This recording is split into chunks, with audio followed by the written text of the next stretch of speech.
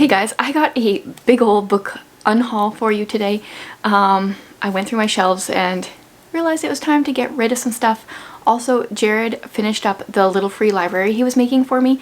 He started it last summer, and then this summer we completely redid our front yard and have this perfect spot for the little free library. So he finished it up, and now it's up with no books in it. So I'm filming this video quickly so I can, show you these books and then stock that thing up. I'm excited to see how this goes. I kind of feel a little bit like people are going to judge me based on the books that are in my little free library. Not that I ever do that to people, but like these are all books I want to get rid of, so they're not that great in my mind. But we'll see how this goes. I'm curious about this little free library thing. I like going to visit little free libraries. I did a tour kind of where I like hopped around to 10 different ones last summer. I would love to do that again this year, but I've never like thought about what it would be like to have my own, so we'll see how this goes. Now I just got a whole schwack load of books here, and I'll kind of like briefly tell you what they are and why I'm getting rid of them. First up are two that I read in July and shared in my July reading wrap-up. First of all, it's Uninvited by Lisa Turkhurst. I don't know, I kind of was tempted to keep this book, but for the most part I'm not sure if this was not the right time for me to read it, but it just didn't feel like it was really something that I would probably ever really like, but I know lots of people have loved it, so like it's not insult to the book. I think she had lots of good points. It just didn't really seem like something that would be applicable to me in my life. And then one that I had DNF'd in July was Scoot Over and Make Some Room. This is a nonfiction about creating a space where everyone belongs, and once again it just kind of didn't fit well. I didn't actually, like, I probably could have finished it. It wasn't terrible, but it just kind of felt boring, and why waste my time reading books that I'm not really enjoying? So those will go on there. Oh man, where do I even start?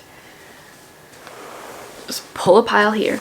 Gary Paulson's Hatchet. We read this one together as a family last summer, I think, and I do not like Hatchet. It's a survival story, and I just didn't like a lot of the way it was written and the repetition and all that kind of stuff, so that's gonna go. Hidden Figures. I tried to read this one a few months ago maybe, and it was so boring and dry, and maybe there will be someone out there that will enjoy this one, but I'm not even trying this one again. Then I have Wildwood Imperium. I read a good portion of the first book in the series, but I had already bought this one because the illustrations are really cute.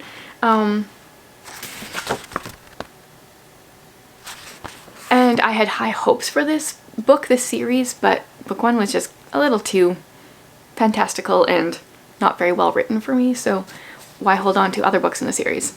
Then I've got another book too. This is Thunderhead. I enjoyed the first book in the series, but didn't enjoy the second two. So I'm currently holding on to the first one, and I'm going to get rid of this one. And yeah, maybe eventually I'll actually get rid of book one. Then I have The Shadow of the Almighty by Elizabeth Elliot. And honestly, I don't remember, did I even start reading this book? I normally like Elizabeth Elliot's writing, but for some reason this was on my get rid of pile, and I don't remember if I started it or not. So I guess whatever, we're just gonna get rid of that one. Then I have Charlotte and Emily. This is a novel about the Brontes, and I think it was supposed to be like fairly true to their life story, but it was just very bland and boring. So I DNF'd it pretty early on. Well, probably about 50-ish pages through. So not picking that one up again. And then, so Charlotte and Emily, and then this one is Out of Africa. And I think there was another one. I had tried to read, I did a little reading vlog on my Patreon a few months ago, and this recently I decided I'm not going to do Patreon anymore. I was taking a break for the summer, and I officially decided that I'm not doing it. So I might actually come back and publish a few of those videos that I had put on there here on this channel. I'm not sure. But this was another one. I read about 50 pages, and just the writing style was not for me. I think it was like 50 pages through, and I still didn't even know if the narrator was male or female. Like, it felt like it was just not well written at all. Next pile. So many books. Briar Rose. I really wanted to keep this one because of the cover. This is a World War II historical fiction, kind of. And I thought it would be a little bit more, it was supposed to be kind of crossed, I thought it would be like a fantasy crossed with like the Briar Rose story. But yeah, no, I didn't like it. The characters are adults in their like late 20s or early 30s or something, I think. And they're really whiny. And I totally thought this was going to be like a YA book, which I don't normally like, but it wasn't what I was expecting. And I didn't like it. So other than this cover, this has got to go. The Way of Shadows. Oh, maybe this was the other one that I read like 50-ish pages of. And I just, yeah, this isn't for me. Then I've got The Secret Garden. I actually really like this book. I just have a different edition of it now. So this one, I mean, sometimes I like the vintage covers and sometimes they just look a little tacky. So this one will just go in the little free library. And then one that I have another copy of is Uncle Tom's Cabin. And I still haven't even finished it. I've tried to read this book twice now. I will eventually finish it, but I have a different copy, so I'll just get rid of this one. A long time ago I thrifted this book, The Adventure of Missionary Heroism. I think it's a bunch of missionary stories, and I don't think I even ever tried to read it, but some of those older missionary stories can be a little, I don't know, I feel like they were like shoving Christianity down people's throats a lot of times. I don't know if this one is because I honestly don't think I tried it. But it's been on my shelf for years and I've never picked it up, so it's time that one went. And then one that I read a few months ago is this devotional by Jess Connolly and Haley Morgan. It's Always Enough, and then the flip side is Never Too Much, and each side has 50 devotions for to quit comparing, stop hiding, and start living wild and free. So when you're feeling like you're not enough or you're a little bit too much kind of thing.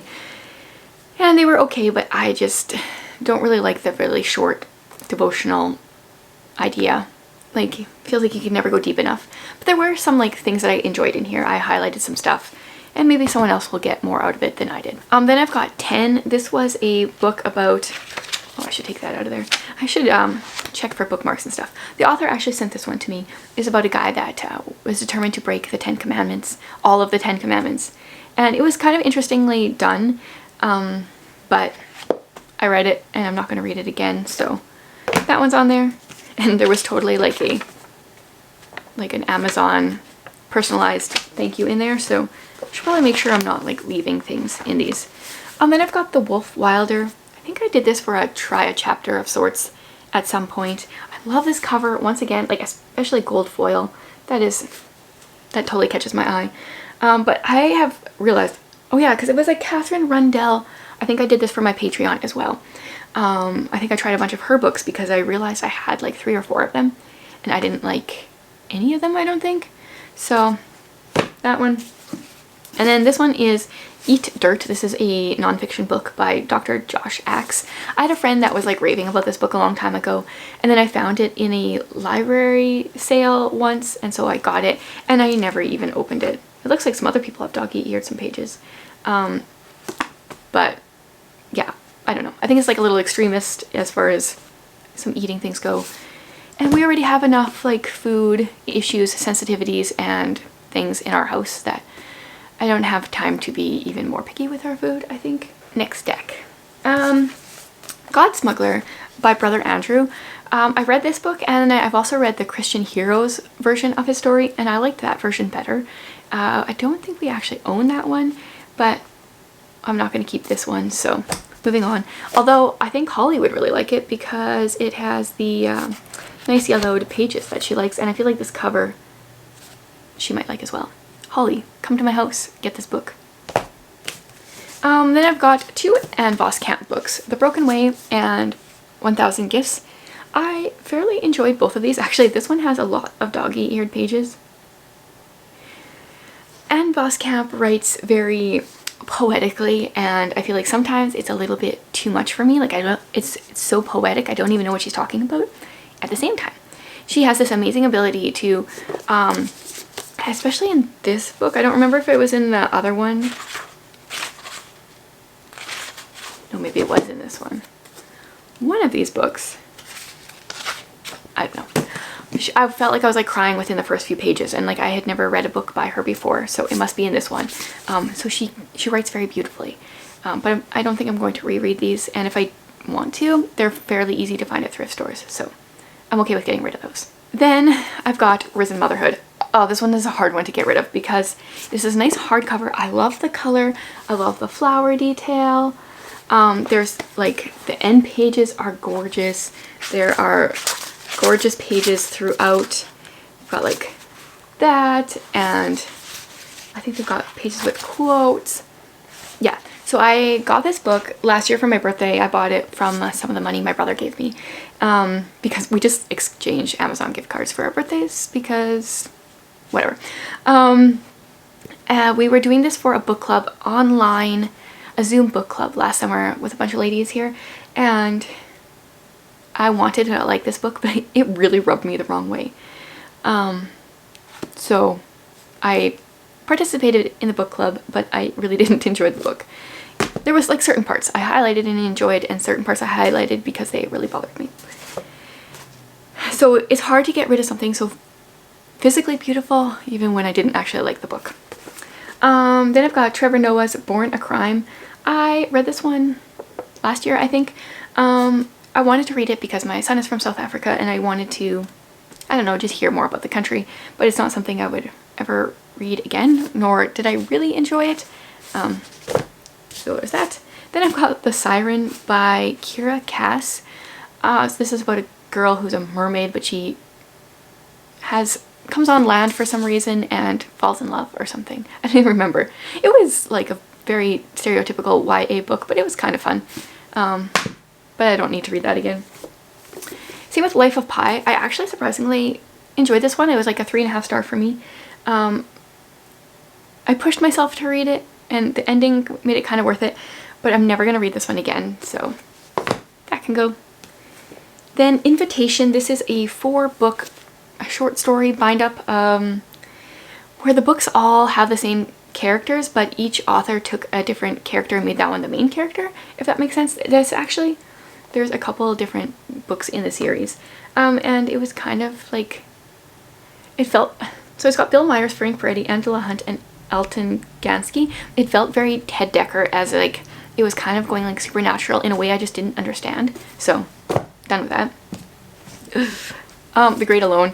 This is a book that I started reading and it just felt like it was taking forever, so I read like the last few chapters. Yeah, I hated that when people did that in high school because I had friends that did that all the time. They would read like the last page or something. I hated that. And I totally did it. And then I kind of went back and I skimmed through the rest of the book. To me, this book would have been good if instead of like 500 pages, it was 250? Yeah, it could have been half the size. Then I've got Room. I really enjoy psychology, so I liked the look into, because it's about a woman who is in a room. She's been kidnapped and has been there for years, and she has a son who's about 5. And I liked the psychology of how he, just looking at things through his eyes, like the table was not the table, it was table. Like it was like capitalized because it was just this huge thing. And then the psychology of them leaving this room and the trauma behind it. I actually find that very fascinating, but I'm not going to read this again. And then we've got Unbroken. Jared really liked this one, and I fairly enjoyed it. It's a little bit more, I don't know, non-fiction, any kind of like war, really. Non-fiction is not really my cup of tea, but this one was really well done. But he said he wasn't going to read it again, and I'm not interested in reading it again, so there's that one. Next stack.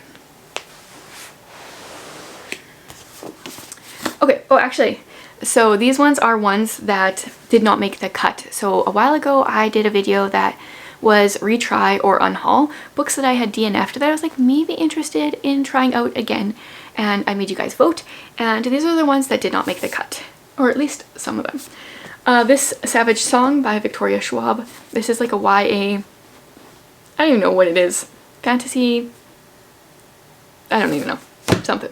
Then Spare and Found Parts. This is also like YA fantasy something or other. Yeah, I'll just leave that video linked and you guys can watch it if you want to know more about them. This one actually, I was very surprised this one was not picked. This is Anxious People by Frederick Bachman. I'm really glad that I can just get rid of that one and I don't have to worry about reading it. I actually think I found this one in a little free library. I wasn't really interested in reading it to begin with, but I was like, well, it's free, whatever, I'll try it. And now I can go in mine. Oh, I got a Book Outlet $5 off thing. If you don't know the words, this was one that was set in South Africa as well, that I really wanted to like, but I could not get into it. I didn't really like the writing style or something, so that one. And The Snow Child. This one I think is going to be like magic realism about an Australian couple who finds a child in the woods. And yeah, it kind of sounded interesting, but also probably that I wouldn't like really enjoy it. One more stack left. A lot of these ones had been on my TBR cart quite a while ago. There's Wicked by Gregory Maguire. I think this is is this like a play or something? I don't even know. It was just one of those books that like back when I was like really just starting to thrift for books, I saw it frequently and I was like, oh, it must be good because there's lots of copies. But I just am not interested.